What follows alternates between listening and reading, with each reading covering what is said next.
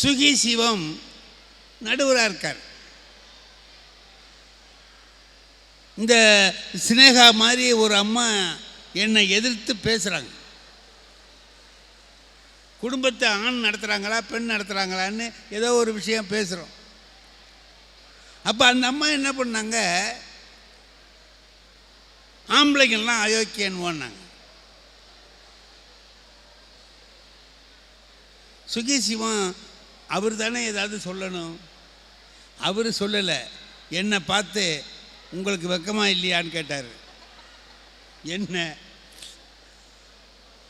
ஏங்க உங்களுக்கு என்ன, ஆம்பளைங்கன்னு சொன்னோடனே உங்களுக்கு நீங்களும் ஆம்பளை தானே அப்படின்ன. ஏம்மா நானும் ஆம்பளை தாம்மா, என்னையும் அயோக்கியன்னா சொல்கிறீங்கன்னு கேட்டார். எல்லாரையும் சேர்த்து தான் சொல்கிறேன்ட்டு அந்த அம்மா ஒன்றா சொல்லிவிட்டு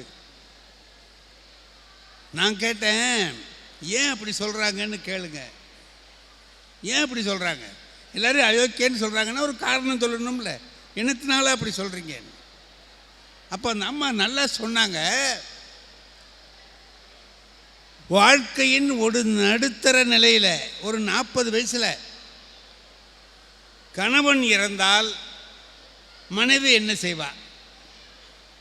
மனைவி இறந்தால் கணவன் என்ன செய்வான்? யோசனை பண்ணி பாருங்கன்னு அந்த அம்மா கேட்டாங்க. கணவன் இறந்து போயிட்டா மனைவி தவ வாழ்க்கை வாழ்வார். அந்த குழந்தைகளை வளர்க்கறதுக்காக தன்னுடைய வாழ்க்கை முறையே மாற்றிக்குவார். கடத்தருக்கே போகாதவ போவார். எந்த வேலையும் செய்து பழக்கம் இல்லாதவ ஒரு வேலை செஞ்சு 10 ரூபா சம்பாரித்து பிள்ளைகளை வளர்ப்பார். குடும்பத்துக்காக உழைக்கிற நிலையிலே தான் அவள் போவாளே தவிர வேறு என்ன அவளுக்கு வராது. ஆனால் 40 வயசில் மனைவி இறந்து போயிட்டா இந்த கணவன் என்ன பண்ணுவான்?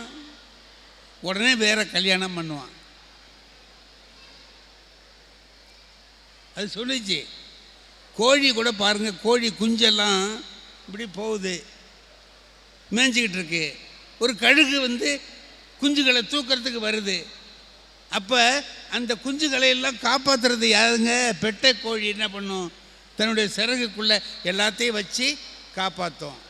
சேவல் வேற ஒரு பொட்டையோட போய் சேர்ந்துக்கிட்டு இருக்கும்.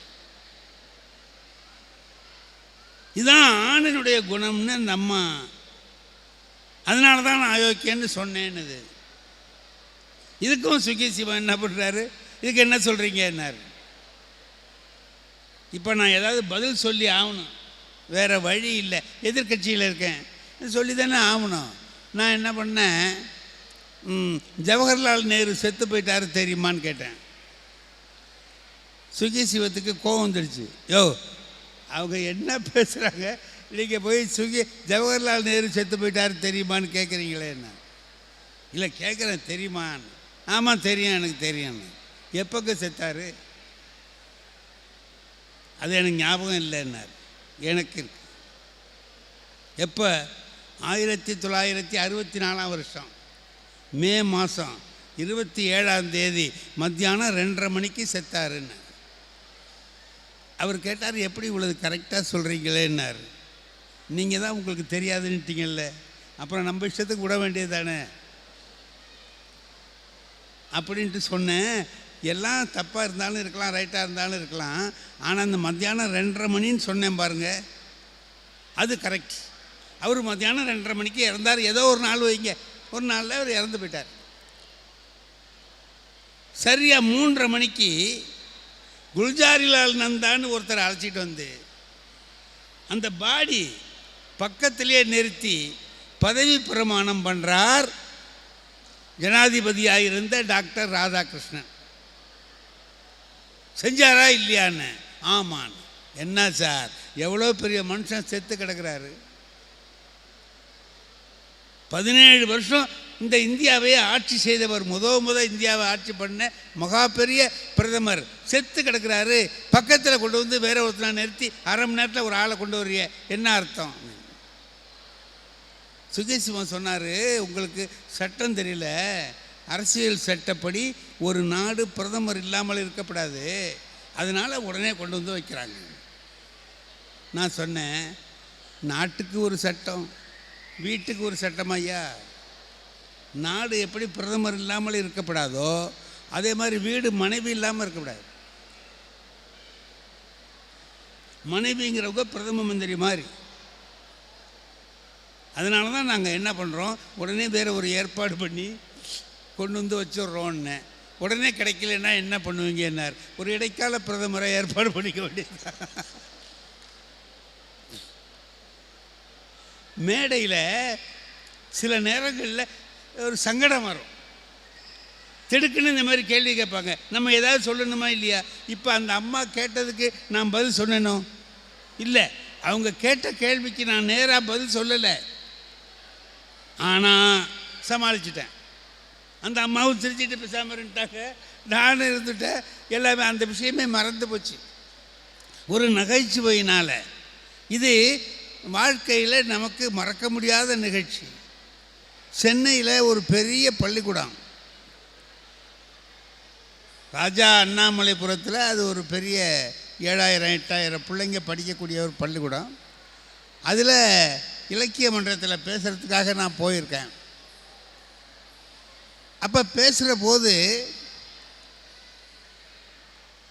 நான் ஒரு நிகழ்ச்சி சொல்லுவேன், ஒரு வேடிக்கையான ஒரு நிகழ்ச்சி சொல்லுவேன். நம்மெல்லாம் இப்போ இளைஞர்கள் நல்லா இல்லைன்னு சொல்கிறோம், இல்லை, இளைஞர்கள் நல்லா இருக்காங்க, அவங்க தெளிந்த அறிவோடு இருக்கிறாங்க.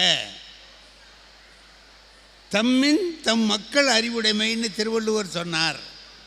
அதுபோல் அவர்கள் நம்மை விட நமக்கே அறிவு புகட்டக்கூடிய நிலையில் இருக்கிறார்கள் அப்படின்னு சொல்கிறதுக்காக ஒரு வேடிக்கை கதை ஒன்று. அது என்னன்னா, ஒரு விறகு வெட்டி இருந்தான். இது 4ஆம் கிளாஸ் புத்தகத்தில் இருக்கிற ஒரு பாடம், தமிழ் புத்தகத்தில் இருக்கிற பாடம். அது ஒரு கதை.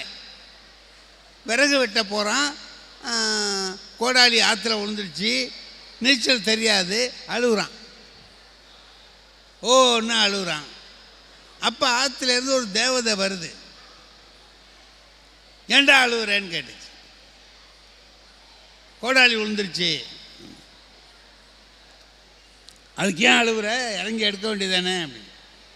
எனக்கு நீச்சல் தெரியாது, இரு இதோ வர்றேன் அப்படின்ட்டு அது என்ன பண்ணிச்சு, உள்ளர போய் ஒரு தங்கத்தில் ஆன கோடாலி, தங்க கோடாலியை கொண்டாந்து இதுதான் உன்னோடையான்னு கேட்டது. அவன் ஏழை தானே, அன்றாட விறகு வெட்டி பிழைக்கிறவன் தானே, ஆசைப்படல, இது இல்லைட்டான். இது என் கோடாலி இல்லை, வெள்ளி கோடாலியை கொண்டாந்து காமிச்சது, இதுவும் இல்லைன்ட்டான். அவனோட இரும்பு கோடாலியை கொண்டாந்து காமிச்சது இதுதான். இப்போ அந்த தேவதை என்ன பண்ணிச்சு, நீ ஏழையாக இருந்தாலும் பேராசைப்படாமல் பொய் சொல்லாமல் உண்மையே சொன்னேன், அதனால் 3ஐயும் நீ வச்சுக்கோன்னு கொடுத்துட்ட. இதுதான் கதை. இதில் என்ன, இந்த கதையில் என்ன பொருள்? உண்மையே பேசணும், ஏழையாக இருந்தாலும் தப்பு செய்யக்கூடாது, செய்தால் பரிசு கிடைக்கும். இதோட முடிஞ்சு போச்சுங்க கதை. இப்போ இருக்கிற இளைஞன் ஒருத்தன் என்ன பண்ணான், இந்த கதையை வளர்த்துறான். இப்போ நம்ம சினிமாவிலலாம் 2 போடுறாங்கல்ல, காஞ்சனா 2, காஞ்சனா 3, அரண்மனை 2, பொன்னியின் செல்வன் 2ன்னு போடுறாங்கல்ல, அது மாதிரி அவன் விறகு வெட்டி 2 போட்டான். அதில் என்ன போடுறான்னு கேட்டிங்கன்னா, இவன் போனான், வீட்டில் கொண்டு போய் அந்த 3 கோடாலியையும் கொடுத்தான். அவன் மனைவி எங்கே திருடுனேன்னு கேட்டா, ஏது உனக்கு தங்க கோடாலி, ஏது வெள்ளி கோடாலி? இவன் நடந்ததே சொன்னான், இதுமாதிரி தேவதை கொடுத்தது கொண்டதுன்னு. அறிவு இருக்கா? எங்கேயாவது தேவதை வருமா? தேவதை வந்ததுன்னு பொய் சொல்கிறியே, ஏன் திருடிட்டு வந்த அப்படின்ட்டு கடுமையாக திட்டுறா. இல்லை தேவதை தான் வந்து. அப்போனா வா, உனக்கு தேவதையே காட்டுறேன். சரி வான்னு மறுநாள் போகிறாங்க. இவன் கொண்டு போய் அதே ஆற்று கரையில் நிறுத்திட்டு விறகு வெட்ட போயிட்டான். தேவதை இப்போ வரும் பாரு அப்படின்னு. கொஞ்ச நேரம் கழிச்சு பார்த்தா ஓரமாக நின்று இருந்தப்ப அவள் ஆற்றுல விழுந்துட்டான். பொண்டாட்டி இப்போ ஆற்றுல விழுந்துட்டான். நேத்தி கொடாலி விழுந்துச்சு, இன்னைக்கு பொண்டாட்டி விழுந்துட்டான். அவன் என்ன செய்வான்? அழுகுறான். இப்போ என்ன வரும்? தேவதை வருது. ஏன்டா அழுகுற? பொண்டாட்டி விழுந்துட்டான். உடனே அது என்ன பண்ணிச்சு, உள்ளர முழுகி போயிட்டு திரும்பி வந்து நயன்தாராவை கொண்டாந்து காமிச்சது. நயன்தாராவை கொண்டாந்து இதான் உன் கொண்டாட்டியா பாருன்னு. இந்த பையன் என்ன பண்ணான்? ஆமான்ட்டான், இதான்ட்டான். இப்போ தேவதைக்கு கோபம் வந்துடுச்சு. நேத்தி நல்லவனாக இருந்த, தங்கத்தை காமிச்சேன் இல்லைன்னு, வெள்ளியை காமிச்சேன் இல்லைன்னு, இன்றைக்கி ஒரு அழகான பொண்ணை காமிச்சோடனே நீ தான் என் முட்டாட்டின்னு சொல்கிறியாடா, கெட்டு போயிட்டியா, எப்படி அயோக்கியனா ஆனேன்.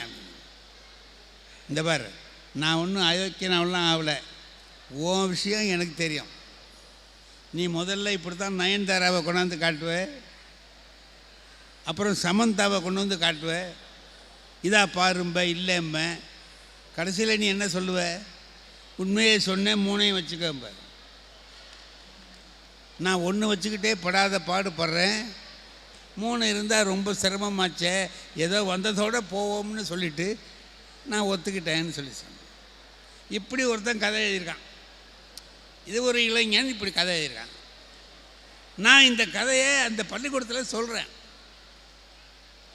செட்டிநாடு ஹையர் செகண்டரி ஸ்கூல்னு பெரிய ஸ்கூல், சும்மா ஒரு கிளாஸ் தான் உட்கார வச்சுருக்காங்க, 2000 பையன் உட்காந்துருக்கான், நல்ல பிள்ளைங்க. நான் இந்த சினிமா நடிகை பேர் எனக்கு அவ்வளவா தெரியாதுமா உண்மையிலேயே. அப்புறம் எப்படி இதெல்லாம் சொன்னேன்னு கேட்டால் என் பேத்திக்கிட்ட கேட்டு இந்த 2 பேர் பேரையும் குறிச்சிக்கிட்டு போனேன். இதில் அந்த பையன்கிட்ட பேசுகிற போது நயன்தாரா பேர் ஞாபகம் வந்துட்டு அந்த சமந்தாங்கிறது மறந்து போச்சு. ஐயையோ என்னடா இதுன்னுட்டு அங்கே உட்காந்துருந்த பையன்கிட்ட கேட்டேன், யாராவது ஒரு அழகான பொண்ணு பேர் சொல்லடான்னு. அவன் சொல்கிறத சொல்லலாம்னு நினச்சிக்கிட்டு யாராவது ஒரு அழகான பொண்ணு பேர் சொல்லடா அப்படின்னேன். அப்போ ஒரு பையன் எழுந்திரிச்சு சொன்னான், அழகான பொண்ணுன்னா அது எங்கள் அம்மா தான் சார்னு சொன்னான்.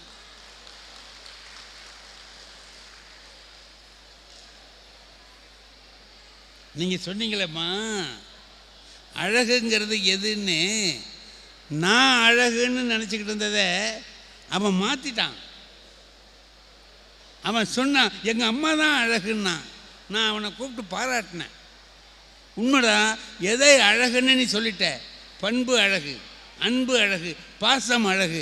அந்த பாசத்தில் எங்கள் அம்மாவை மேலே பாசம் உள்ளவங்க வேறு யாரும் எனக்கு தெரியல. ஆகையினால உலகத்திலேயே சிறந்த அழகின்னு கேட்டால் எங்கள் அம்மாவை தான் சொல்லுவேன்னு சொன்ன. இப்போது அந்த பிள்ளைக்கு தெரிஞ்சிருக்கு, நீங்கள் சொன்ன செய்தியை ரொம்ப அழகாக அந்த பையன் சொன்னான். இது இன்றைக்கி வரைக்கும் எனக்கு மறக்கவே, எவ்வளவோ பள்ளிக்கூடத்தில் போய் பேசியிருக்கிறோம், இவ்வளவு காலத்தில் மறந்து போச்சு. அது மட்டும் மறக்கலைன்னா நினைவில் நின்றதில் ஒரு முதல் நிகழ்ச்சி நீங்கள் சொன்னோம்னே எனக்கு நினைவில் வந்துடுச்சு. அதை சொன்னேன். இன்னொன்று நினைவில் நிற்க முடியாது செய்கிறதுங்கிறது, எங்கேயாவது பட்டிமன்றங்களில் பேசுகிறோம், போகிறோம், வர்றோம். இப்போது ஒரு சங்கடமான ஒரு கேள்வி வரும்போது இப்படி நகைச்சுவையை பயன்படுத்தி தப்பிச்சுக்கிறது வேறு ஒன்றும் இல்லை. நம்ம இந்த மாதிரி சொல்கிற பொழுது எங்கள் பேராசிரியர் நமசிவாயம் அவர்களுடைய நினைப்பு எனக்கு வரும். அவர் திருப்பத்தூரில் கல்லூரியில் பேராசிரியராக இருந்தார். நகைச்சுவை விளையாடும். ஒரு நாள் இரவு அவர் வீட்டில் பேசிகிட்டு இருக்கிறோம். அவர் மாப்பிள்ளை, அவர் மகளுடைய கணவர் மாப்பிள்ளை வந்து, மாமா காலையிலேருந்து வயிற்றால போகுது, நான் சரியாக போயிடும்னு நினச்சேன், சரியாகல போயிட்டே இருக்கு, டாக்டர்னா போய் பார்த்துட்டு வரவான்னு கேட்டார். அதுக்கு நமசிவாயம் சார் சொன்னார், இதுக்கு ஏங்க மாப்பிள்ளை டாக்டர்கிட்டெல்லாம் போகிறீங்க, நான் என்கிட்ட மாத்திரை இருக்குது, அதை ஒன்று போடுங்க சரியாக போயிடும், 2 தர்றேன், சரியாகலைன்னா காலையில் ஒன்று போடுங்க, சரியா கொடுத்தாச்சு, முடிஞ்சு போச்சு. காலையில் வெளியூருக்கு புறப்படுறோம், காரில் வந்து ஏறுறோம். அவர் மாப்பிள்ளை வழி அனுப்புறதுக்கு வந்தார். நமசிவாயம் சார் கேட்டார், மாப்பிள்ளை வயிற்றால போகுதுன்னீங்களே, இப்போ எப்படி இருக்குன்னு கேட்டார். அதுக்கு மாப்பிள்ளை சொன்னார், அரெஸ்ட் ஆகிட்டு மாமான்னார். அரெஸ்ட் ஆகிட்டு மாமா அப்படின்னார்.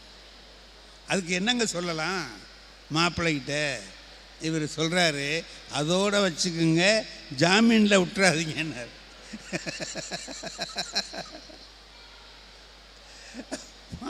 மாப்பிள்ளையும் சிரிக்கிறாரு, இவரும் சிரிக்கிறாரு. ஒரு விஷயத்த ஒரு நகைச்சுவையாக சொல்கிற போது கேட்குறவங்க மனசு புண்படாது, சுவையாக இருக்கும், நல்லா செய்யலாம், எல்லாமே நல்லாயிருக்கும். அப்போ நகைச்சுவை என்பது ஒரு அருமையான ஆயுதம், சிறந்த ஆயுதம். எங்கள் அப்பா அதை செய்வார். அவர்கிட்டேருந்து நான் பல விஷயங்களை கற்றுக்கிட்டேன். முக்கியமான ஒரு விஷயம் சொல்லணும்னா, முல்லா மாதிரி உள்ளவங்க அறிவுபூர்வமான நகைச்சுவைகளை எப்படி சொல்கிறதுன்னு காட்டுறேன். அறிவுபூர்வமாக தெருவில் செருப்பு போட்டு நடக்கிறாருங்க. முல்லா தெருவில் செருப்பை போட்டுக்கிட்டு நடந்து போகிறார், இழுத்துக்கிட்டு நடக்கிறார். அதோட காது அறுந்து போச்சு. காதுக்கு முந்தி அறுந்த காதில் ஆணி அடிச்சிருக்காரு, அது குத்துது, ஆணி குத்துது, செருப்பு காது அறுந்து போச்சு, சரியாக நடக்க முடியல, காலை இழுத்துக்கிட்டு நடக்கிறார். 1 நாள் 2 நாள் இல்லை, 6 மாதமாக இப்படி நடக்கிறார்.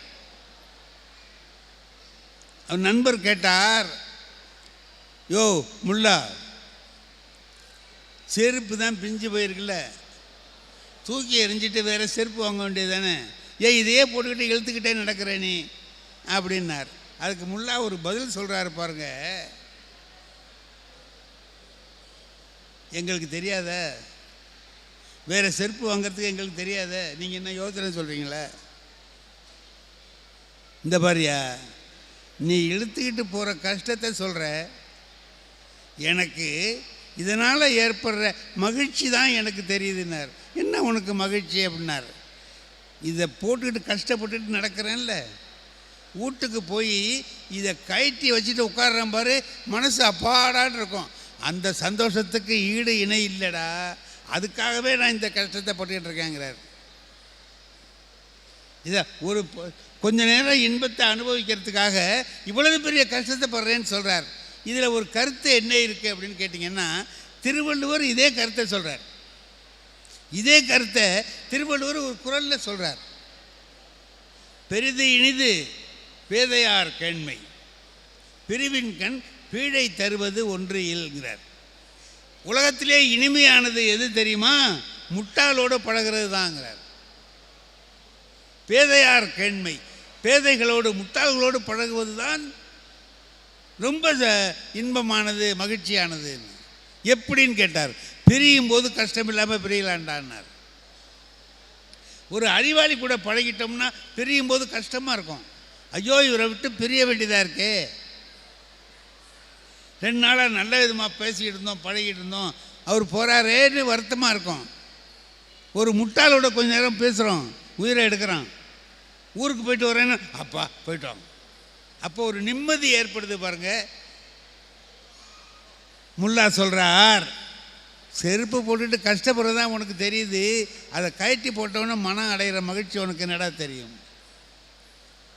வீட்டில் காலையில் 11 மணி 3 நண்பர்கள் அவரை பார்க்க வர்றாங்க.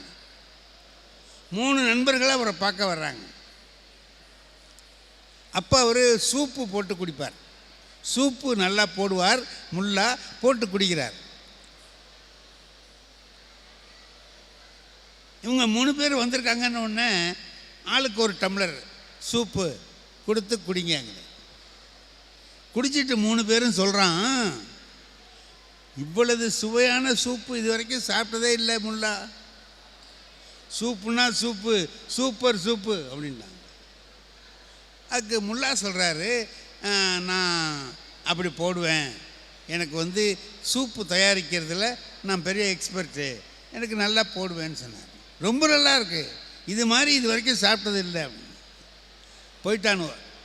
இவன் 3 பேரும் போய் என்ன பண்ணுறான், அவனு ஒரு நண்பன்கிட்ட சொல்கிறான், 11 மணிக்கு போனான், முல்லா சூப்பு போடுறாருயா, அருமையான சூப்பு, எங்கேயும் கிடைக்காது அப்படின்னா. அப்போ நாங்கள் நாளைக்கு போட்டு 11 மணிக்கு கரெக்டாக போடுவார். இவனு 3 பேரும் போனான். நீங்கள் யாருன்னு கேட்டார். நேற்று உங்கள் ஃப்ரெண்டு வந்தாங்கல்ல. ஆமாம், அவங்களுடைய நண்பர்கள் நாங்கள். எங்கே வந்தீங்க? என்ன இந்த சூப்பு அப்படின்னா. இருக்குடா அப்படின்ட்டு ஆளுக்கு ஒரு டம்ளர் சூப்பை போட்டு கொடுத்தாரு, குடித்தான். இவன் போய் 3 பேர்கிட்ட சொல்லி அடுத்த நாள் வேறு 3 பேர் வந்துட்டான். நீங்கள் யாருன்னு கேட்டார். உங்கள் நண்பர்கள் வந்தாங்கல்ல. ஆமாம். அவங்க நண்பர்கள் அடுத்த நாள் வந்தாங்களா? ஆமாம், அவங்களுடைய நண்பர்கள் நாங்கள். எங்கே வந்தீங்கன்னார். இந்த சூப்பு அப்படின்னா. இதே வேலையால் இருக்கானுவோ அப்படின்னுட்டு ஆளுக்கு ஒரு டம்ளர் தண்ணியை கொடுத்தார். இவனு என்ன நினச்சான், முதல்ல தண்ணி கொடுத்துட்டு அப்புறம் சூப்பு கொடுப்பார் போல இருக்கு, இது அவர் பழக்கம் போல இருக்குன்ட்டு தண்ணியை குடிச்சிட்டானுவோ.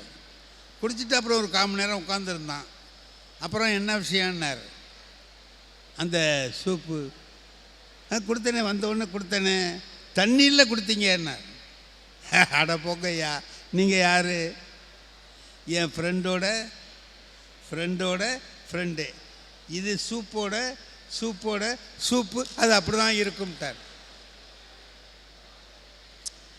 இதே வேலையாக இருந்தான்னா அப்போ அவன் தான் என்ன பண்ணுவான்? சும்மா சாதாரணமாக ஒரு பையன் நம்ம திருவாரூர் பஸ் ஸ்டாண்டில், பழைய பஸ் ஸ்டாண்டில் நின்றுக்கிட்டு இருக்கான். நான் பார்த்துருந்தேன், பக்கத்தில் நின்று சிகரெட்டை குடிச்சிக்கிட்டு இருந்தான். நான் வருத்தமாக இருந்துச்சு, நல்ல இளைஞனாக இருக்கான், சிகரெட்டு குடிக்கிறானே அப்படின்னு நினச்சிக்கிட்டு நான் கிட்ட போய், தம்பி ஏன் சிகரெட்டு குடிக்கிறேன்னு, எனக்கு வேண்டியதாக இருக்குது குடிக்கிறேன் அப்படின்னா. சிகரெட்டு என்ன விலை? அவன் அப்போ சொன்னான் 2 ரூபான்னா. ஒரு நாளைக்கு எத்தனை சிகரெட்டு குடிப்பேன்? 10 குடிப்பேன். 20 ரூபாச்சு. ஒரு நாளைக்கு 20 ரூபாயே புகையாக விடுற. ஒரு மாதத்துக்கு 1000 இல்லை 10 2 20 600 ரூபா. எத்தனை வருஷமாக குடிக்கிறேன்னு அவன் ஏதோ சொன்னான். நான் எல்லாம் கணக்கு போட்டு 2,30,000 ரூபாயை புகையாக விட்டுருக்கியடா, நீ உருப்பிடுவியான்னு கேட்டேன். அதுக்கு அவன் என்னங்க சொல்லணும்? ஒரு இளைஞன் என்ன சொல்லணும்? ஐயா, இதுமாரி நான் நினச்சி பார்த்தது இல்லை, இன்னமும் நான் குடிக்க மாட்டேன், ஏதாச்சும் ஒன்று நல்லது சொல்லலாம். அவன் என்ன கேட்குறான், உங்களுக்கு என்ன வயசாச்சுன்னா. அப்போ எனக்கு 80 வயசாச்சு. சிகரெட்டு குடிப்பீங்களான்னு கேட்டான். குடித்ததே இல்லைப்பான்னு. அப்போ இப்போ உங்கள் கையில் ஒரு 1 கோடி ரூபாயாவது இருக்கணுமே, இருக்கான்னு கேட்டான். நீங்கள் தான் குடிக்கல. இப்போ இவனை என்ன பண்ணுறது? இதில் என்ன தெரியுமா தப்பு? அவன் மேலே தப்பு இல்லை, என் மேலே தான் தப்பு. என்னன்னா, நான் அவன்கிட்ட என்ன கேட்டு சொல்லியிருக்கணும், உடல் நலம் கெட்டு போய்டும்னு சொல்லியிருந்தேன்னா அவனால் பதில் சொல்ல முடியாது. இப்போ நான் சொல்லுவேன், 80 வயசுலேயும் நல்லா இருக்கேன்டா, நீ இன்னும் ஒரு 5 வருஷம் கழிச்சு போனால் உனக்கு உடம்பு கஷ்டமாக போயிடும் அப்படின்னு நான் சொல்லியிருக்கலாம். தவறுதல் நான் பணத்தை வச்சு சொன்னால் புரியும்னு நினச்சி தப்பாக சொன்னேன். ஆசிரியர்கள் சில சமயத்தில் தவறான கேள்வி கேட்பாங்க. நான் அந்த மாதிரி கேட்டு மாட்டிக்கிட்டதெல்லாம் உண்டு. நான் புராணங்களை நடத்துவோம். புராணங்கள் பாடத்தில் இருக்குன்னு நடத்துகிறோம். அதில் ஒரு புராணம், தசாவதாரத்தில் ஒரு புராணம் என்ன வரும்னு கேட்டிங்கன்னா, இரணியாட்சன் ஒரு ராட்சசன் என்ன பண்ணுறான், பூமியை பாயா சுற்றி கொண்டு போய் கடலுக்குள்ளே ஒளிச்சு வச்சுட்டான்.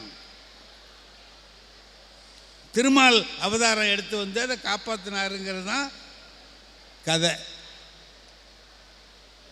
வராக அவதாரம் எடுத்தார். இதை நடத்துகிறேன். நம்ம திருவாரூர் பையன்க இல்லையா, பகுத்தறிவோடு இருப்பான். இவங்கிட்ட பாடம் நடத்தி வர்றது கொஞ்சம் கஷ்டம்தான். அதில் ஒருத்தன் எழுந்துச்சு கேட்டான், பூமியையே பாயா சுருட்டி விட்டாருங்கிறீங்களே சார், எங்கே நின்றுக்கிட்டு சுருட்டினாருன்னு கேட்டான். எங்கே நின்றுக்கிட்டு சுருட்டினாருன்னு. இது கதையிலையும் ஆன்சர் இல்லை, யோசித்து பார்த்தா நமக்கும் தெரியல. இப்போ நான் என்ன பண்ணுவேன், தெரியலன்னு சொல்லலாம். தெரியலன்னு சொல்கிறதுக்கு வெக்கமாக இருக்குது. தெரியலன்னு சொன்னால் அவன் என்ன கேட்பான், இதெல்லாம் தெரியாமல் ஏன் வாத்தியார் வேலைக்கு வந்தேன்னு கேட்பான்ல. நான் பார்த்தேன், நேற்றுக்கு ஒரு பாட்டு மனப்பாடம் பண்ண சொன்னேன், பண்ணியாடா அப்படின்னேன். இல்லைன்னா ஏறடா பெஞ்சு மேலே அப்படின்னேன்.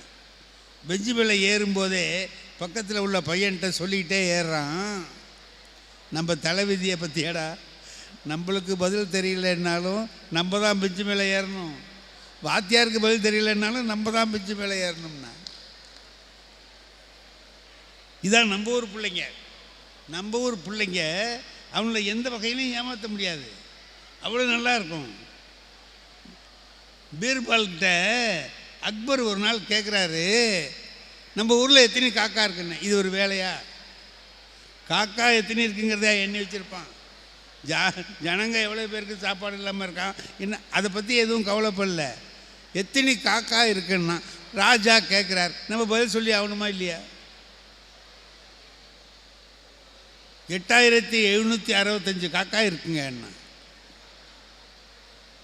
இப்போ இல்லைன்னா கண்ணு எண்ணிக்கிட்டுல வரணும், விட்றா அவனை விட்டா. 8765 காக்கா இருக்குங்க. எப்படி சொல்கிறேன்னா, நான் எண்ணி பார்த்துருக்கேன். சரி எண்ணி பார்க்குறேன், கூட இருந்தால் ஒன்று என்ன பண்ணுறதுன்னா, கூட இருந்தால் வெளியூர் காக்கா வந்திருக்கோங்க, குறைஞ்சா இந்த ஊர் காக்கா வெளியில் விருந்தாளியா போயிருக்கோம். இப்போ மன்னர்கள் சில சமயத்தில் இப்படி கேள்வி கேட்பாங்க. அப்படி கேட்குற போது இந்த விகட கவி என்ன செய்வான், ஏதாவது ஒன்று சொல்லி பதில் சொல்லி காப்பாற்றணும். நாம் எல்லாவற்றிலேயும் எவ்வளதோ வாழ்க்கையில் அனுபவம், என்னுடைய வாழ்க்கையில் முதல் அனுபவம், எங்கள் அம்மா என்னை கட்டி பிடிச்சி தலையில் முத்தம் கொடுத்தாங்க. ஒரே ஒரு நாள் தான், மறக்கவே இல்லை. என்ன செஞ்சேன் தெரியுமா, இன்றைக்கி நினப்பு இருக்குது. சாப்பிட்டுட்டாக்கா நாங்கள் எங்கள் வீட்டில் 8 பேர், அண்ணன் தம்பி அக்கா எல்லோரும் சேர்த்து 8 பேர் இருப்போம். எல்லோரும் சாப்பிட்டு டீ குடித்தோம்னா டம்ளர் அங்கங்கே போட்டுட்டு போயிடுவோம். வீட்டில் வேலைக்காரவங்க கிடையாது, எங்கள் அம்மா தான் எல்லா வேலையும் செய்யணும். அவங்க அங்கெல்லாம் இருக்கிறது எல்லாத்தையும் பொறுக்கி எடுத்துக்கிட்டு போய் விளக்கணும். நாங்கள் என்ன செய்வோம், அங்கங்கே அதில் உள்ள கஷ்டம் எங்களுக்கு தெரியாது, அங்கங்கே போட்டுட்டு போயிடுவோம். அவங்க பொறுக்கி எடுத்துக்கிட்டு போய் அதை விளக்கி எடுக்கிறதுக்குள்ளே அவங்களுக்கு ரொம்ப கஷ்டமாக இருக்கும். அவங்க படுற கஷ்டம் எங்களுக்கு தெரியாது. அவங்க சொல்லுவாங்க, ஏண்டா அங்கங்கே போடுறீங்க, கழுவுற இடத்துல கொண்டு வந்து போட்டுருப்போங்களேண்டா. நான் கழுவுறேன், இதை தேடி வேற நான் எடுத்துகிட்டு வர வேண்டியதாக இருக்கே அப்படின்னு. நான் ஒரு தடவை அந்த மாதிரி சாப்பிட்ட தட்டை கொண்டு போய் அங்கே போடலான்ட்டு போகிறேன். அங்கே நிறைய கிடக்கு, நிறைய சாமான்கள் கிடக்கு. இதெல்லாம் விளக்கி ஆகணும். நான் நினச்சேன், இதெல்லாம் அம்மா தானே விளக்கணும், அவங்க எவ்வளவு கஷ்டப்படுறாங்கன்னு எப்படியோ ஒரு நினைப்பு மனசில் வந்துடுச்சு. ஒரு நாள் வராத நினைப்பு அன்றைக்கி வந்தது. எல்லாத்தையும் விளக்கி நானே, அப்போலாம் சாம்பல் தேங்காய் நார் இருக்கும், அதை எடுத்து வச்சு விளக்கி கழுவி எல்லாத்தையும் வச்சேன். எனக்கு தெரியாது, எங்கள் அம்மா அங்கே நின்றுட்டு பார்த்துக்கிட்டே இருக்காங்க இதை. அப்போ அவங்க மனசில் நினச்சிருக்காங்க, இத்தனி பயம் இருக்கான், ஒரு பயலுக்கும் இதை பற்றின நினைப்பு இல்லை. இவன் இப்படி செய்கிறானேன்னொன்னே அவங்களுக்கு எப்படி இருந்ததோ என்னமோ, டேய் வடிவேலு இங்கே வாடா போனேன். கட்டி பிடிச்சி தலையில் ஒரு முத்தம் கொடுத்தாங்க. இன்றைக்கி வரைக்கும் மறக்காத ஒரு நிகழ்ச்சி என் வாழ்க்கையில். இன்றைக்கி என்ன செஞ்சேன்னா, இன்னொருத்தருடைய கஷ்டத்தை கொஞ்சம் உணர்ந்து பார்த்தோம். அதானுங்களே, இந்த அம்மாட்ட சொல்கிறேன், நாளைக்கு வாங்கம்மா பேசுகிறதுக்கு ஒரு கூட்டத்துக்கு வாங்கன்னு கூப்பிட்றேன். ஐயா இந்த காரணத்தால் வர முடியாது, அதை நான் உணர்ந்து பார்க்கலாம். இல்லைன்னா இன்னும் நம்ம கூப்பிட்டோம் வரலையேன்னு கோவப்படலாம். நான் அவங்களா இருந்து பார்த்தா தான் அவங்களால ஏன் வர முடியல அப்படின்னு நாம் அதுக்கு சரிம்மா நான் வேறு ஏற்பாடு பண்ணிக்கிறேன், நீங்கள் போங்கன்னு சொல்லக்கூடிய புத்தி வரும். இவைகளையெல்லாம் உணர்ந்து கொள்ளுகிற அறிவு படித்து வர்றதை விட நாமவே உணர்வது இருக்கு பாருங்க, அதுதான் சிறப்பு. என் மனைவி பட்ட பாட்டை நான் உணரணும். மனைவினா எனக்கு வேலை செய்ய வேண்டியவ அப்படின்னு நினைக்கிற நினைப்பு இல்லாமல், அவங்களும் ஒரு மனுஷி, அவங்களுக்கும் உணர்வுகள் உண்டு, அவங்களுக்கும் கஷ்ட நஷ்டம் உண்டு. நாம் இப்படி வேலை வாங்கக்கூடாதுன்னு நினச்சி செய்கிறது இருக்கு, அதுதான் மிகப்பெரிய சிறப்பு. அதை உணர்வதற்கு கொஞ்சம் மனிதாபிமானம், இன்னொருவருடைய துன்பத்தை தன் துன்பமாக, ஏதிலார் குற்றம் போல் தம் குற்றம் காண்கிற்பின் தீதுண்டோ மண்ணும் உயிர்க்குங்கிறார். இந்த பாருங்க, நாகூரில் நான் இருந்தேன். நாகூர் கடற்கரைக்கு நான் போவேன். போய் உட்கார்ந்துருக்கேன். நேரமாயிட்டு, மாலை பொழுது, யாருமே அப்புறம் இல்லை, எல்லாருமே ஒருத்தராக போயிட்டாங்க. ராத்திரி 7 மணி ஆயிட்டு, நிலவு வருது. அதை பார்க்குற போது நல்லா இருந்துச்சு, நல்ல காற்று. உட்கார்ந்துருக்கேன், நான் தனியாக, நான் மட்டும்தான் இருக்கேன். இப்போது உருண்டுக்கிட்டு யாரோ வர்றது மாதிரி தெரியுது, அந்த மங்கின வெளிச்சத்தில் தெரியுது. பார்க்குறேன், நாற்றம், தாங்க முடியாத நாற்றம்.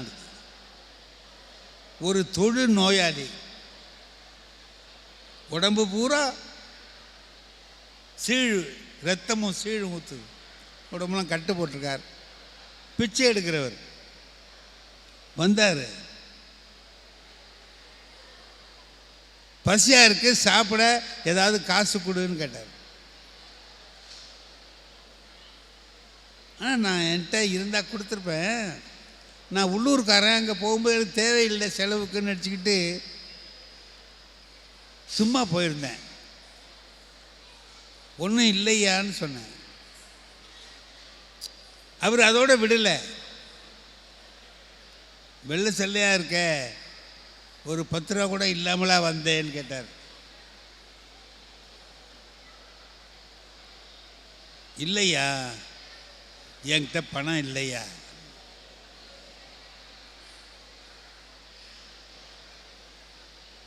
வெக்கமா இல்லையா? அவன் சொன்னது கேட்டவுடனே எனக்கு கோபமாக இருக்கு. அவன் வாங்குறவன் என்கிட்ட கேட்குறான், கொடுக்கலன்னு இப்படி பேசுகிறானேன்னு வருத்தமாக இருந்துச்சு. நான் சொன்னேன்,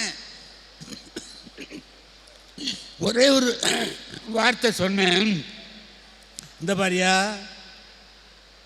உன்னை காப்பாற்ற ஒருத்தனும் இல்லை, நீ யாரையும் காப்பாற்ற போகிறதும் இல்லை, உடம்புல பூரா வியாதி, சோத்துக்கு கஷ்டப்படுற, இருந்து என்ன கிழிக்க போகிற, எய்த்தாப்பட தான் கடல் இருக்குல்ல, உளுந்து சாவன். சொல்லக்கூடாது, சொல்லிட்டேன். அதுக்கு அந்த ஆள் என்னங்க பதில் சொல்லலாம்? அவன் ஒரு பதில் சொன்னான், ஏன் நீ உளுந்து சாவன்? நான் உட்கார்ந்துருக்கேன், என்னை நம்பி 4 பேர் இருக்காங்க, என்னை காப்பாற்ற 4 பேர் இருக்காங்க, என்னை பார்த்து அவன் சொல்கிறான் நீ சாவேன்னா. எனக்கு அப்போ மனசு ரொம்ப வேதனைப்பட்டு போச்சு. என்னடா நம்மளை சாவ சொல்கிறான் இந்த ஆள் அப்படின்னுட்டு அப்படியே எழுந்தேன். என் மனசு என்னமோ சரியா இல்லை, வந்துட்டேன். வீட்டுக்கு வந்து மனசு கஷ்டப்படுற போது திருக்குறளை படித்தோம்னா ஏதாவது ஒரு விடை கிடைக்கும். படித்தேன், உடனே திருக்குறளில் அதுக்கு விடை கிடைச்சது. அதில் அவர் சொன்னார், சாதலின் இன்னாதது இல்லைன்னார். சாவறத மாதிரி கொடுமையானது வேற எதுவுமே இல்லைப்பா. தூக்கு மாட்டிட்டு ஒருத்தன் சாவுறான்னா அதுக்கு ரொம்ப கடினமான சித்தம் இருக்கணும். லேசில் சாவ மனசு வராது, சாவ முடியாது. திருவள்ளுவர் சாதலின் இன்னாதது இல்லை, சாவதை விட கொடுமையானது ஒன்றுமே இல்லை. அடுத்தது சொன்னார், இனிது அதோ, அந்த சாக்காடும் இனிமையானது தான். எப்போ தெரியுமா? ஈதல் இயையாக்கடை. கொடுக்க முடியாத போது நீ சாகலாம். இப்போ அந்த பிச்சைக்காரன் என்ன சொன்னான்? நீ சாவேன்னால அவன் சொன்னது தான் சரி, நான் சொன்னது தப்பு, அவன் சொன்னது தான் சரி. இது ஒரே ஒரு நாள் நடந்தது. ஒரு திருக்குறளை அனுபவபூர்வமாக நான் உணர்ந்த நாள் அந்த நாள். அனுபவபூர்வமாக உணர்ந்தேன். இப்படி ஒவ்வொரு திருக்குறளும் என்னுடைய வாழ்க்கையில் பார்த்தோம்னா ஒவ்வொரு நேரத்தில் பொருத்தமாக இருக்கும்.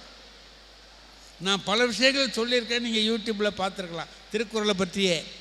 ஆகையினால வாழ்க்கையில் நினைவில் நிற்கிற நிகழ்ச்சிகள் எல்லாமே எப்படி இருந்தால் நிற்கும்?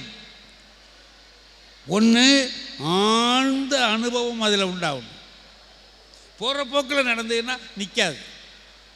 போகிற போது ஒருத்தர் வணக்கங்க வணக்கங்கிறேன், அவர் யாருன்னு எனக்கு தெரியாது, எனக்கு யாருன்னு அவருக்கு தெரியாது.